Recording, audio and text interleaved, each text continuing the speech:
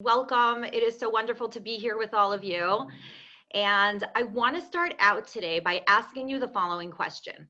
Using the chat box at the bottom of your screen, I want you to share one word that describes how you have been feeling over the past 2 weeks.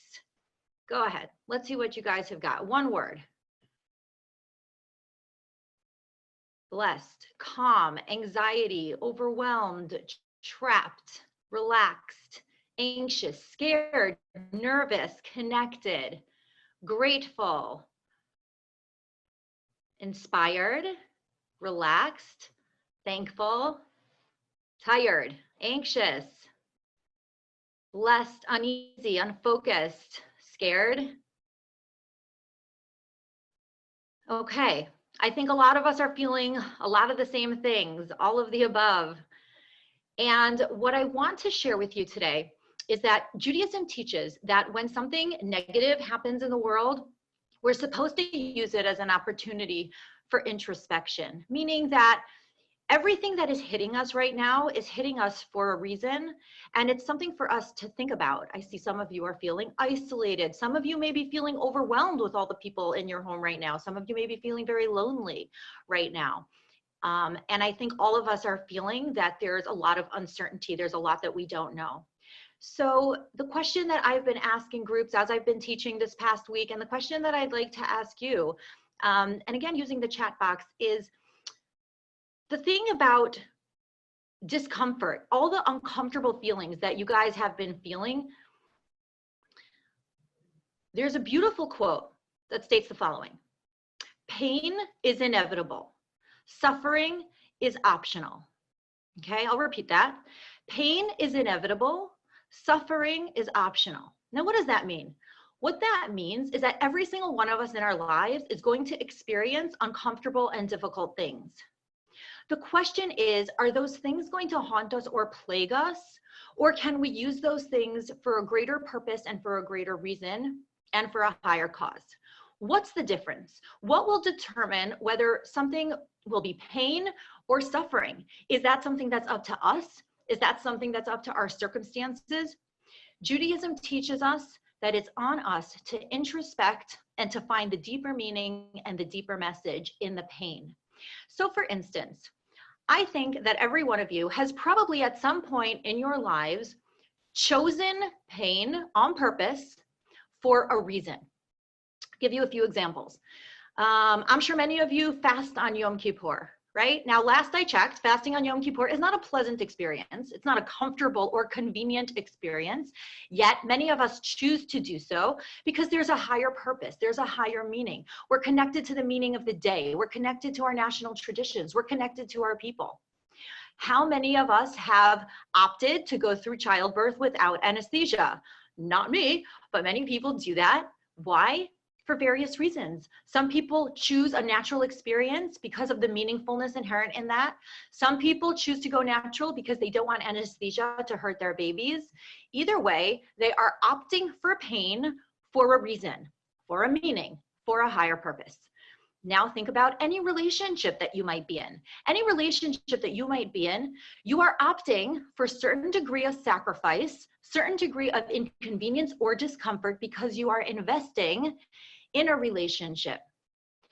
So the question is, if pain is inevitable and suffering is optional, and the difference between the two is the difference between meaningful pain and meaningless pain, what can the Torah teach us about our current situation? Let's talk about meaningless pain for a moment. I know when Adrienne gave her Boost webinar at the beginning of the week, she told the story of the Holocaust survivor who had been engaged in meaningless work the entire time and didn't know it until the end. Well, in the Passover story, which we'll be recounting in just a couple of short weeks at the Passover Seder, not even, we're going to be telling the story of how the Egyptians enslaved the Jewish people and had them build the pyramids. And the Talmud tells us that they had us build the pyramids on quicksand. And that was a purposeful form of psychological torture, that the Jewish people should be involved in meaningless pain, to build something that has no meaning, that sinks into the ground that day, and the next day you have to build it again. Sinks into the ground, build it again. Meaningless pain is suffering. That is an exquisite form of psychological torture. So the question then is this: in our current pain, all the painful emotions that you guys have mentioned on the chat, the anxiety, the stress, the frustration, I'm sure we have all been thinking a lot about what all of this means, about what's the bigger message, about what's the bigger lesson. So I'd like to ask you, again, using the chat box, what do you think might be a meaningful message that you have thought about over the past 2 weeks? What has struck you as possibly some silver lining behind this all? Some meaningful lesson that we personally had to learn, or perhaps that the universe had to learn? I'm seeing family values. What else? Patience, balance, prayer, rediscover, slow down, opportunity to grow, connection, a collective Shabbat, learning to slow down, learning to trust, being positive, unity, family time, clearer sense of who I want to be with, grateful for friendship, letting go of control, gratitude, slowing down, we're not in control, self-care, not taking things for granted, learning to spend time with ourselves, uninterrupted time with kids. You guys are saying such beautiful things: meditation, distance socialization, time to be okay with being alone. These are such beautiful ideas. Reconnecting with my young adult kids and spouse. I think that's a great one. I think a lot of us are finding ourselves home with our college kids, our young adult kids who don't live at home or whom we didn't think would be living at home. God is in control. All these ideas. And so what I'm suggesting, and we're going to take a look at the Torah portion of the week to see where we can really learn this message. What I'm suggesting is that a lot of the negative emotions that we are feeling right now are because we're feeling sort of like helpless victims in this situation, and that we're not really understanding what's the meaning behind it. And when we take a moment to pause and to meditate on all the meaningfulness, perhaps we can come to understand that this is pain, but it is not suffering, and that we are actually investing something in our relationships right now. It is inconvenient, it is difficult, it is uncomfortable, but it does not have to be suffering. I'd like to draw your attention to the Torah portion of the week. The Torah portion of the week is called Vayikra, and honestly, it's not the easiest Torah portion to teach because it is all about the offerings that were brought in the temple, something that's hard for us to understand. They're sometimes called sacrifices, they're sometimes called offerings, and a lot of people don't really understand what they are or what they mean. So allow me to shed some light, and then let's see what we can understand from the Torah portion that will help us understand what's going on. It is often uncanny when we think about whatever is going on in our lives at the moment and how it's connected to the Torah portion of the week. So the Hebrew word for an offering brought in the temple, is the word korban. Allison, can we see the first slide, please? So here it is, the Hebrew word korban. Now, some of you are more familiar with Hebrew, some of you less familiar with Hebrew, but this word comes from the root word karov, and the word karov means close. Now, this is interesting because the word we've been hearing all week is distance, distancing, social distancing, right? So the word korban means that the purpose of this offering is a closeness. It doesn't mean offering at all, and it doesn't mean sacrifice at all. It means closeness. What was the purpose of the offering in the temple? So the offering in the temple could be a variety of things. Sometimes, indeed, it was livestock. Sometimes it was grains, it could be wine, my personal favorite. It was sometimes spices, incense, lots of different things that the Jewish people would bring to the temple to show God that they were invested in the relationship. The purpose of the korbanot, of the offerings, was to show God that you were willing to offer up something that was valuable or special or wonderful or important to you for the sake of a relationship. As I talk about in my prayer class in Israel, a relationship with God is not that different from a relationship with a human being. In a relationship with a human being, we understand that we have to invest things in a relationship and that we will sometimes be uncomfortable. And the question then is, what are we willing to give up for love? The reason why the korbanot, why the offerings were such an important part of the temple service, is because they showed that we were willing to invest in our relationship with God, in our relationship with being a Jew. That being a Jew means doing certain things and investing certain things, and sometimes things that are not convenient or comfortable. Why? For a greater purpose and for a greater meaning. I don't know if you guys remember, the biggest news before coronavirus struck was Harry and Meghan. Can we have the second slide?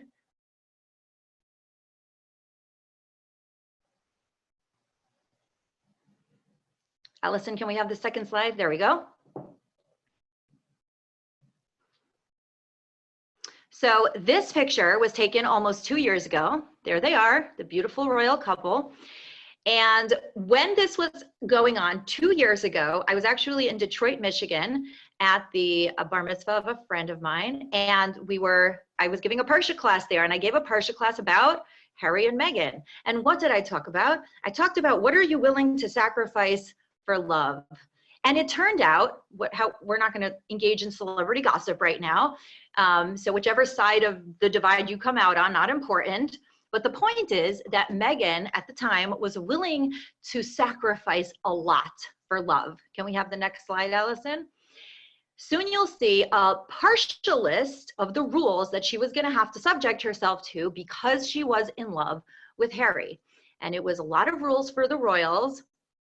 The queen wore bright colors. The women had to wear hats. Tiaras are like wedding rings. There were rules about what time of day you could wear one. Young princes never wear pants. I think it means they wear shorts, not skirts. Gloves are for protection. Always have a black ensemble on hand in case somebody from the royal family dies. Coats must stay on. Nails are to be kept subtle. There were rules about where a purse has to go on the table. There were rules about not wearing wedge shoes because the queen didn't like them. On and on and on, etc. Okay, thank you, Allison. We're done with that. And here, Meghan was willing to go into this relationship and give up a lot of things in order to accomplish a higher purpose. That is what the Torah portion teaches us. And the whole Torah portion just goes through all the different kinds of ways that a human being could show that their relationship with God mattered. So here we are, engaged in our current struggle. And all of us are giving up certain things, different things for all of us, right? For instance, in my family, I have 2 daughters who I have, thank God, 4 daughters and 3 sons. 2 of my daughters are extreme extroverts. Just to give you an example, when I light candles Friday night, the first thing they do, we say Shabbat Shalom, we give each other hugs, and then they go off to visit friends. And then they come back home for dinner, usually with friends. Shabbat morning, they go to friends. We have synagogue service, we have lunch, then they go out to play with friends. Do you see a theme here? They are with friends 24/7. When they learned that they were going to be unable to play with their friends, it was so difficult for them that my one daughter, we have a little video of this, which I will not publicize, was literally throwing herself against the front door crying, "I want to go out." So thankfully, she figured out a way. Yesterday, some of her friends came over. They sat down on my front lawn, like 15 feet apart, and they had a little sing-along for Rosh Chodesh. Yesterday was Rosh Chodesh, which is the first day of the new Hebrew month. It's the month of Nisan, the month of Passover. And they sat down on the lawn, and they had a little sing-along, socially distanced, and they figured out how to be extroverts in this situation. In what way is that meaningful? Well, my in-laws are over 70. They live right near us, and they are vulnerable. There's all kinds of people in our lives. My daughter has 2 friends who have Crohn's and colitis, and they are immunocompromised. So what really helped my daughter was to think about the fact that, yes, pain is inevitable, but suffering is optional. Because why is she staying home? Why is she doing what she needs to do? Because there's a higher purpose, because there's a higher meaning, because she is doing a global act of kindness for the universe. And that's what shifts. She's investing, she's sacrificing for a greater about her friends, when she thinks about her grandparents, it makes a much bigger difference. I'm not a helpless victim of my circumstances. I am mindfully choosing to give this up for love. And I think that is really where the shift will happen in terms of whether we are going to feel disempowered by this situation or empowered by this situation. Because every struggle becomes meaningful when we consider it a price that we're paying for the higher good.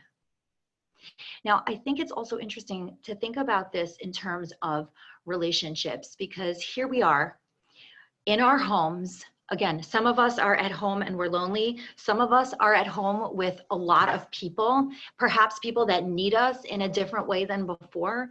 And the question also is, what am I willing to sacrifice for the people in my life? Because I think for the first time in a long time, as many of you mentioned, we're recognizing how very precious these people are to us.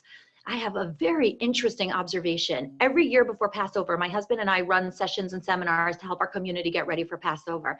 And many times the questions that come up involve extended family members who will be together for the holiday, who are perhaps a little difficult or a little bit rigid with how they spend the holiday, or perhaps don't have exactly the same value systems as we do, or perhaps don't speak with the same kind of language that we really like for our kids to hear. And there's always a lot of talk before the holidays about how to manage expectations about some of the people that will be around our table who will be difficult. It is mind-blowing to me to consider the difference in the tone this year. What people are saying this year, and I don't even know if they realize it, the exact same people that they were so concerned about last year, about being together, now they are so sad that they won't be together. And I think this is where we really come to realize these people that I kvetch about all the time, now that I can't be with them, they really matter to me. So what sacrifice am I willing to make for love? Maybe, God willing, the next holiday when we are all together, I'll be able to have more patience with those people. I'll be able to have more compassion for those people. I'll be able to be more flexible and less rigid, because now I know how sad it would be if they were gone, how sad I would be if I couldn't be with those people over the holiday or in my life. And it's so important. All the things that you guys have mentioned, the family time, the meditation time, the space to be alone, this is where we're recognizing that the people in our lives, that's what really matters. The people who we love, our lives have been stripped down to the most basic parts. And if you think about the upcoming holiday of Passover, that's really what Passover is about. If you think about matzah, right? It's like a joke. Can you give me a good recipe for matzah, right? Matzah has flour and water, nothing to it. It's easy. Why? Because matzah is basically challah minus all the fluff. No sugar, no eggs, no oil, no yeast, nothing. It's just flour and water. It's bread stripped down to its absolutely most basic parts. And I think what we're seeing right now completely mirrors the matzah experience. What mirrors the matzah experience is that our lives have been stripped down to their most basic parts. And I think we're finally realizing what we're willing to sacrifice for love. Because now we're not going to our jobs, we're not going on vacations, we're not going anywhere. Our Passovers are going to be down to the bare bones. Everything we're doing is down to the bare bones. We're not going to social events. Politics, gone. Sports, gone. Entertainment, gone. What's left? Us, family, faith, prayer, connection, our relationships with ourselves. That's like the flour and the water of matzah. That's us down to our most basic parts. And so to sum up, I think I would like to say that when we think about this in terms of meaningful pain, that pain is inevitable, suffering is optional. And when we introduce that meaning and think of it as something that from an empowered perspective, we are investing into our most important values, because all the other stuff has been stripped away. And everything that we're doing right now is a global act of kindness. That gives it a much bigger value system. And that makes it much more doable and manageable and satisfying, because it's meaningful pain and it's not meaningless pain. And that's what we're willing to sacrifice for love. So before we open it up to questions, I would like to ask you the same question I asked you in the very beginning. In one word, now, how do you feel?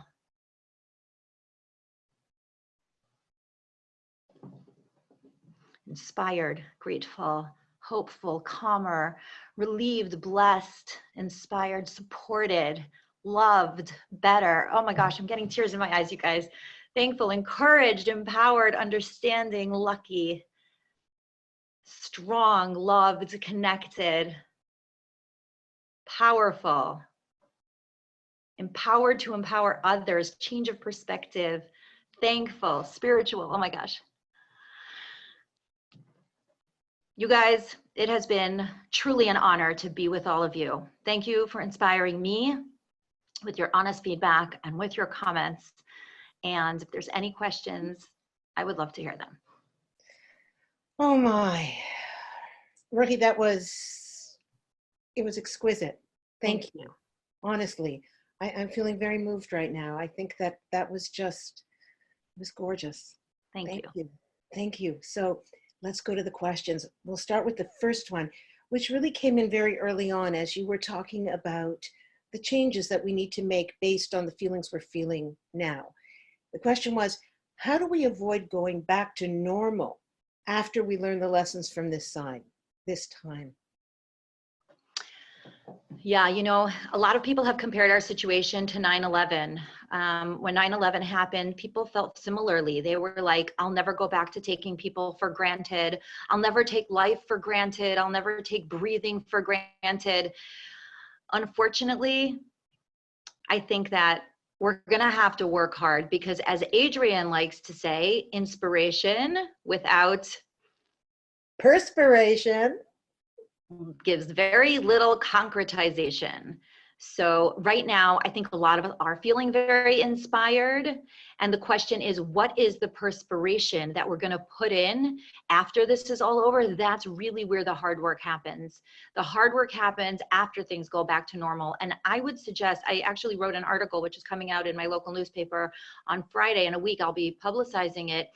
But I would suggest keeping a journal of what do you want to make sure you remember when things go back to normal? What are some commitments to yourself? You know, similarly to how we wrote a letter to ourselves in Israel and it came 3 months later, write a letter to yourself now. What are some promises to yourself that you want to be sure to keep? What don't you want to go back to normal?